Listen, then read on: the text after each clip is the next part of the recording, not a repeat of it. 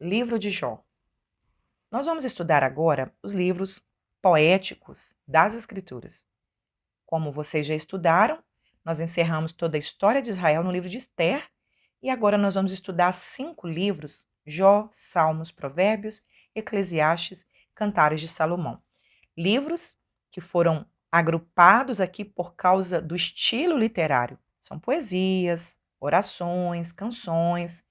E quando estivermos estudando, vocês vão perceber que já passamos por essas histórias, ou seja, Moisés escreveu uma canção, Moisés escreveu uma poesia, tá tudo aqui. Davi escreveu, tá tudo aqui. Salomão escreveu, tá tudo aqui. Então vai ser maravilhoso estudar esses livros e relembrar o que nós já estudamos. Vamos começar então pelo livro de Jó. O livro de Jó não dá para saber quem escreveu e nem quando escreveu. Mas nós temos características no livro, e enquanto nós estamos lendo, estudando, nós percebemos que esse livro, a história, se passa antes de Abraão. Por quê? Porque não tem nenhuma menção no livro da lei de Moisés, dos sacerdotes, não tem nenhuma menção dos levitas, do tabernáculo, não tem nenhuma menção da nação de Israel, e o sistema aqui também é patriarcal. A riqueza de Jó não é contada por dinheiro, é contada pela quantidade de gado. Então, essas características mostram que o livro de Jó, ele foi escrito, essa história se passa antes de Abraão e que provavelmente o autor seja Moisés. Do que se trata o livro de Jó? Bom, esse livro vai contar um desafio que Satanás faz com Deus acerca de um homem reto, íntegro, chamado Jó. Jó era um próspero fazendeiro que vivia na terra de Uz, possuía ovelhas, camelos, rebanhos e uma família maravilhosa. Mas Satanás, observando esse homem, ele vai fazer uma falsa acusação. E esse sempre foi o papel de Satanás, acusar.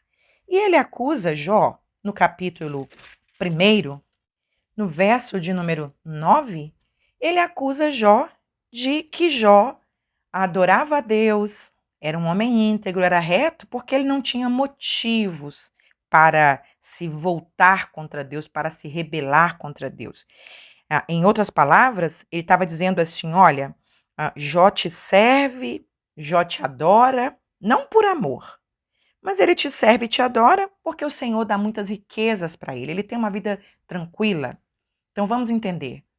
Satanás estava acusando Jó, acusando os servos de Deus, de que os servos de Deus servem a Deus não por amor, servem a Deus por causa de bens que Deus pode dar.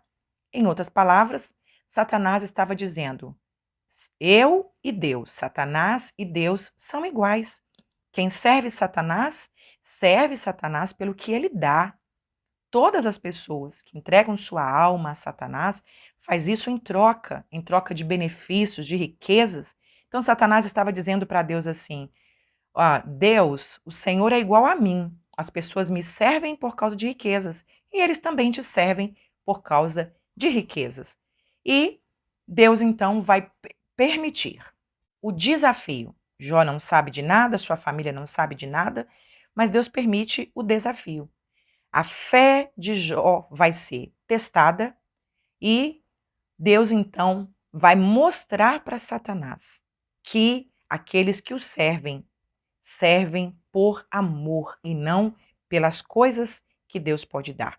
Vamos ler, estudar esse livro magnífico que, resumindo numa palavra, nós poderíamos dizer que é provação. Um homem que vai ser testado na sua fé, provado na sua fé. E a pergunta que todos querem no livro é: por que os justos sofrem?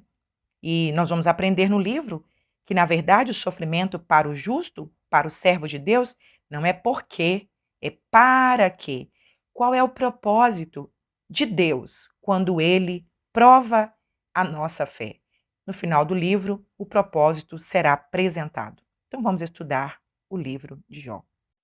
Livro de Jó, capítulo 1. Esse livro vai mostrar o intrigante diálogo entre Satanás e Deus acerca de Jó. O livro começa falando da integridade de Jó. Então, esse versículo 1, ele é importante para a gente entender todos os demais capítulos. Por quê? Começa dizendo assim: ele era um homem sincero, reto, temente a Deus e que se desviava do mal. Ou seja, mesmo aquele que teme ao Senhor, que tem uma vida reta, ele não está isento das provações. E um outro fator que esse versículo vai mostrar é que os amigos de Jó vão acusá-lo de que o sofrimento é resultado de uma vida de pecados. Então, o versículo 1 já começa falando que nem todo sofrimento é resultado de um pecado não confessado, não arrependido. Então, começa falando da integridade dele, quem era esse homem, as bênçãos de Deus sobre a vida financeira dele, sobre a família dele. E ele era um homem tão reto, tão íntegro, que ele oferecia sacrifício também pelos seus filhos. Ele levantava de madrugada e qual que era o motivo? Ele dizia assim: porventura, se por acaso os meus filhos tiverem pecado contra Deus, eu estou aqui me sacrificando por eles. E esta é uma lição para nós, pais, nos dias de hoje. Sacrificar pelos nossos filhos. E hoje envolve oração, ensino, posicionamento, para que os nossos filhos venham a ter o conhecimento acerca do nosso Deus. Satanás se apresenta a Deus, mostrando aqui que mesmo sendo demônios, anjos caídos, esses anjos caídos que se rebelaram contra Deus e que foram lançados na terra, eles continuam sendo submissos a Deus. Eles estão debaixo do poder de Deus. Eles têm poder, mas o poder deles é limitado. Eles continuam se submetendo a Deus. E o Senhor pergunta: de onde você vem? Ele diz: de rodear a terra. A Bíblia vai dizer também, lá no Novo Testamento, em 1 Pedro, no capítulo 5, verso 8, que Satanás anda ao derredor, rugindo como um leão. Ele não é leão. Leão é o nosso Deus, o símbolo de poder, de autoridade. Mas a Bíblia diz que ele anda ao derredor, procurando a quem possa tragar. E o Senhor, já sabendo pela sua onisciência de que Satanás estava ali para acusar o servo dele, ele então já dá testemunho. Ele disse: você viu lá o meu servo Jó, homem reto, íntegro, que se desvia do mal? Então Satanás faz a acusação no verso 9. É claro que ele é temente, mas isso não é por acaso. O Senhor cercou ele de bens, de uma casa boa, de muitos gados, de uma família linda. É por isso. Mas estende a mão e tira o que ele tem para você ver se ele vai continuar temendo ao Senhor. Então, o Senhor aceita o desafio e diz: então vai, Satanás, eu permito que você tire o que ele tem. E de repente começam então as tragédias na vida de Jó. Ele perde essa primeira etapa, todas as suas posses, e depois ele perde também seus filhos. Vem um vento e sopra sobre a casa onde os filhos dele estavam reunidos e morreram todos os filhos. E o desafio era que Jó só era temente porque tinha de tudo. E quando ele perde, então, suas posses e seus filhos, ele vence, então, a provação. Usando uma figura de linguagem, nessa prova ele tirou nota 10. Porque o verso de número 22 diz assim: em tudo isso Jó não pecou e nem atribuiu a Deus o seu sofrimento. Ou seja, ele não culpou Deus, ele não blasfemou. Então, no desafio, Jó tirou nota 10. Ele diz: eu saí nu do ventre da minha mãe, eu vou tornar nu para lá, falando aqui da terra. Ele diz: o Senhor deu e o Senhor tomou. Não é frieza. Algumas pessoas interpretam aqui como frieza, mas não é. É uma fé inabalável.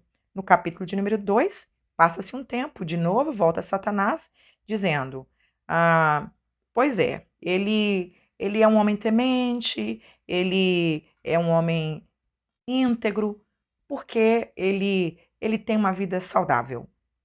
Apesar de ele ter perdido as posses, a família, mas a pele dele continua a salvo. E Deus, então, permite que Satanás toque na saúde de Jó. E Jó, então, é acometido por uma chaga maligna, o que nós entendemos hoje como uma lepra, que foi da planta do pé até o alto da cabeça. E o que restou para Jó foi apenas um caco de telha, e com aquele pedaço de telha que ele se coçava. Então ele se assenta no meio de cinzas e a sua esposa chega e não consegue animá-lo, porque a aprovação não veio para ela, a aprovação era para ele. Ela não suportaria se tudo aquilo estivesse acontecendo com ela, todas aquelas chagas malignas sobre o corpo dela. Então a aprovação era para Jó. E ela diz para ele assim: você ainda continua sincero? Amaldiçoa esse Deus e morre. Mas Jó continua fiel, temente a Deus. Ele diz: você está falando como uma doida, mulher. Nós recebemos o bem de Deus com prazer e não vamos receber o mal? Ou seja, somos fiéis na bonança, vamos continuar fiéis na hora da provação. De novo, na prova, Jó tira nota 10. Verso de número 10 diz: em tudo isso não pecou Jó com os seus lábios. E então chegam seus 3 amigos. Vieram para se condoer, vieram para chorar, lamentar, se assentam com ele e, como era cultura, ficaram 7 dias ali sofrendo luto com ele. E a maior parte do livro agora vai ser esse diálogo entre esses amigos de Jó e diálogos, acusações, amigos que estavam bem intencionados, mas eles estavam desprovidos de entendimento. E só no final eles serão interrompidos quando Deus começar a falar. Esta é uma das maiores lições do livro de Jó. A provação para aquele que vive uma fé superficial revela se de verdade esta pessoa serve a Deus pelo que ele dá ou se serve pelo que ele é. Agora, quando um servo de Deus, fiel, é provado, a provação fortalece ainda mais a sua fé. Que nós possamos aprender com esse servo Jó, servir a Deus, ser fiel a Deus e adorá-lo acima das circunstâncias. A nossa adoração, o nosso relacionamento com Deus vai além das circunstâncias. Não adoramos a Deus pelo que Ele nos dá, adoramos a Deus pelo que Ele é. Como provamos isso? Diante das provações. Glória a Deus. Livro de Jó, capítulos 3, 4 e 5. O capítulo de número 3 narra a quebra de silêncio de Jó. Por 7 dias, ele está assentado na cinza, seus amigos estão ali diante dele, enlutados com ele, e, segundo a tradição, os amigos só podiam falar quando o enlutado falasse. Então, agora ele quebra o silêncio e ele começa a expressar a sua dor e o seu desejo de nunca haver nascido. Mas Jó, ele não amaldiçoa a Deus, como Satanás estava prevendo e gostaria. Ele só lamenta profundamente. Jó perdeu seus filhos, perdeu seus 10 filhos. Então, no verso de número 23, mostra que a vida, ela perdeu valor para Jó. Agora, no capítulo 4, ele faz que é o primeiro desses 3 amigos, vai começar a falar. E a fala dele é uma fala presunçosa. Ele diz no verso de número 8: segundo o que eu tenho visto, ou seja, até onde eu sei, porque esses amigos eram considerados homens sábios, ele dá um diagnóstico. Ele diz assim: olha, até onde eu sei, todas as pessoas que sofrem, elas estão sofrendo por causa de pecado. Ou seja, Jó, você está sofrendo porque você semeou isso. Você está colhendo o sofrimento agora por causa de pecados. Ele diz assim: eu nunca vi gente sincera ser destruída. E no capítulo de número 5, ele então exorta a Jó para que Jó busque a Deus, se arrependa dos seus pecados. Porém, ele estava fazendo um julgamento errado acerca da situação de Jó. Nós já sabemos, durante todo o nosso estudo da história de Israel, que as consequências dos pecados, da idolatria, vieram sobre a nação de Israel. O cativeiro babilônico foi uma das consequências. Porém, nem todo sofrimento é consequência de pecados.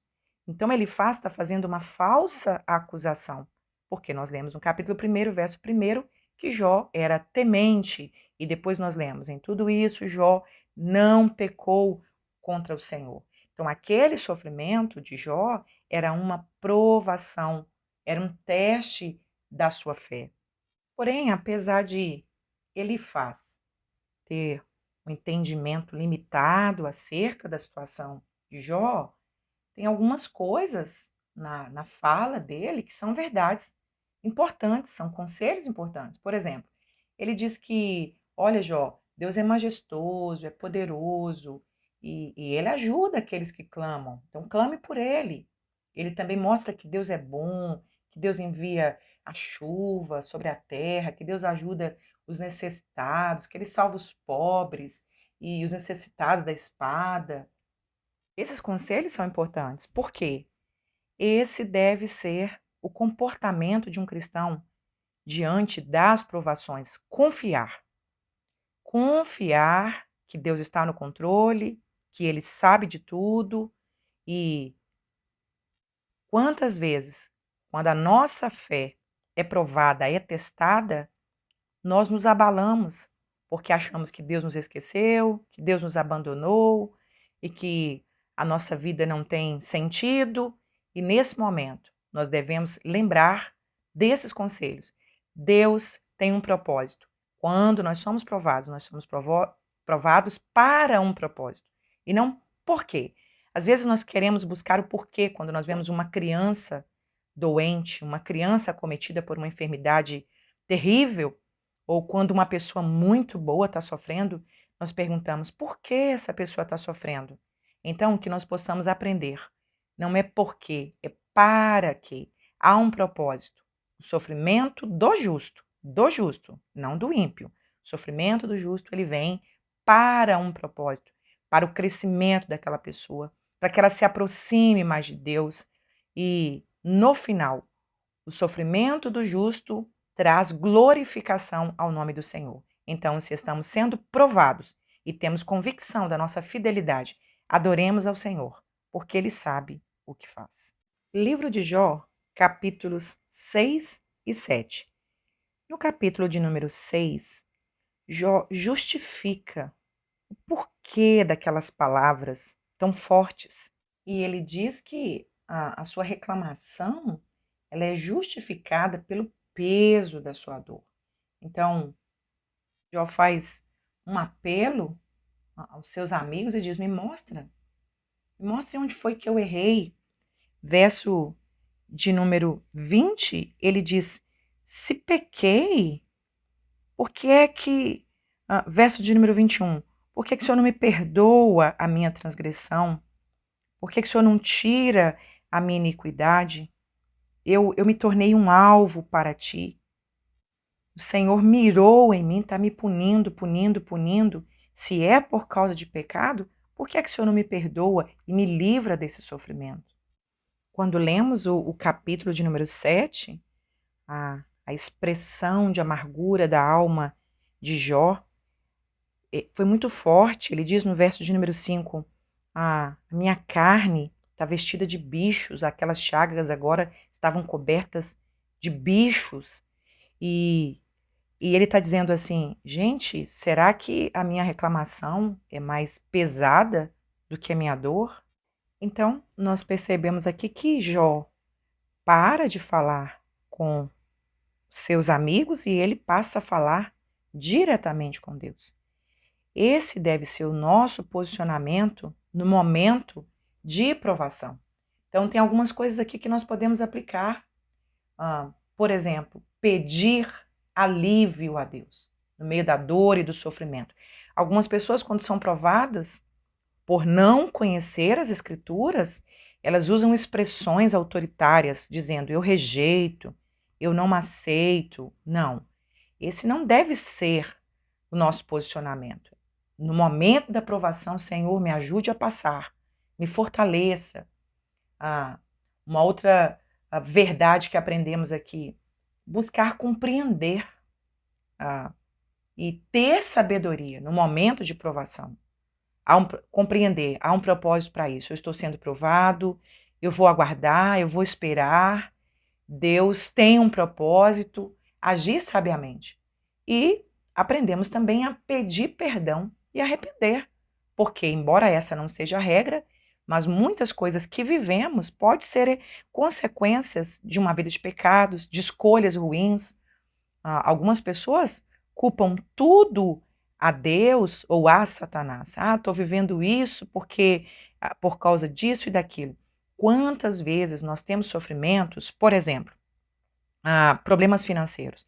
Algumas pessoas vivem em situações de problemas financeiros porque tiveram decisões ruins, fizeram maus negócios e acabaram ficando endividados. Então, nem sempre um problema financeiro vai ser o devorador, né? Um outro exemplo, uma vida sedentária, o pecado da gula, a pessoa come de uma forma descontrolada, come comida gordurosa, com muito sal, comida que pode trazer mal ao organismo, ao corpo físico, e às vezes a pessoa acha que a enfermidade ali é uma provação.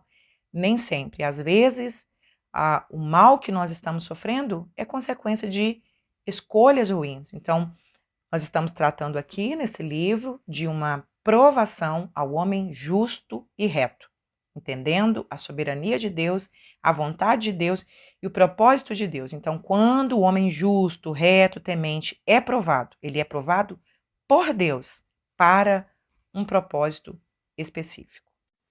Livro de Jó, capítulos 8, 9 e 10. Agora, quem vai assumir o papel de acusador é Bildade. E assim como ele faz, ele também acusa que Jó está em pecado e que Jó deve confessar os seus pecados. Ele diz: Jó, Deus não seria injusto de punir um homem justo. Então, você deve ser um homem injusto, por isso Deus está te punindo.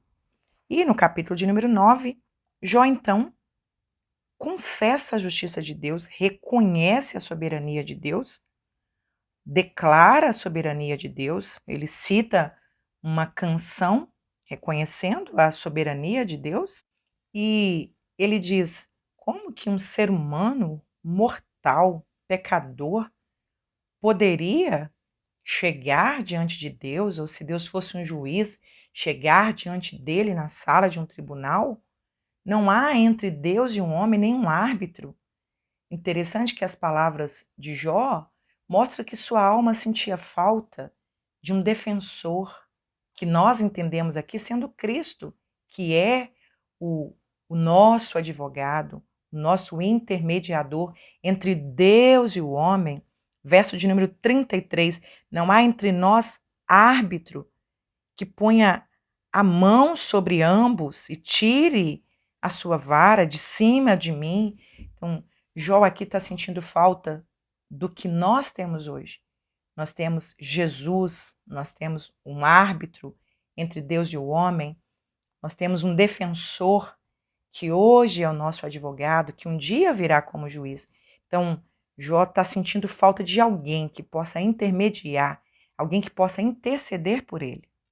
E no capítulo de número 10, Jó então começa a fazer uma autodefesa, como se ele mesmo fosse um advogado. E ele faz várias perguntas, tentando entender o porquê de tanto sofrimento. Se foi Deus que o criou, por que o próprio Deus estava trazendo tanta dor, tanto sofrimento a ele. E Jó, então, começa a afrontar a Deus com suas palavras. Aprendemos aqui, mediante a esse sofrimento extremo de Jó, claro que ele é um símbolo nas Escrituras de alguém que teve muita paciência em meio ao sofrimento. Quantas vezes nós pecamos com palavras em meio às provações? E na aprovação nós somos testados em todas as áreas. O povo de Israel pecou no deserto o pecado de murmuração. A murmuração, ela demonstra incredulidade, ingratidão. Quantas vezes em meio a uma aprovação nós começamos a murmurar tanto de Deus e perguntar por quê, por quê, por quê, e acabamos sendo ingratos. O povo de Israel no Egito, quando vinha a aprovação, faltava uma água, ou quando não, eles queixaram, por exemplo, das comidas boas que tinha no Egito, isso causava dor ao coração de Deus. Deus tirar do Egito, Deus levar para o deserto, cuidar no deserto, e eles dizerem, lá no Egito nós tínhamos isso. A murmuração, ela é ingratidão e também incredulidade. Eles chegaram a ponto de questionar, poderia Deus prover uma mesa no deserto? Então, quando nós murmuramos, nós estamos desacreditando no poder de Deus. Que tenhamos cuidado com as nossas palavras. Ao invés de murmurar, que nós possamos adorar a Deus e entender que há um propósito para toda a aprovação de um justo, de um servo temente e fiel a Deus. E ao invés de perguntarmos por que, Senhor, é procurarmos entender para quê. Ou seja, mesmo sem entender, eu vou aceitar, eu vou adorar, mesmo não compreendendo o que Deus está fazendo, eu confio que Ele sabe o que está fazendo e lá na frente eu vou entender e vou crescer através desta provação.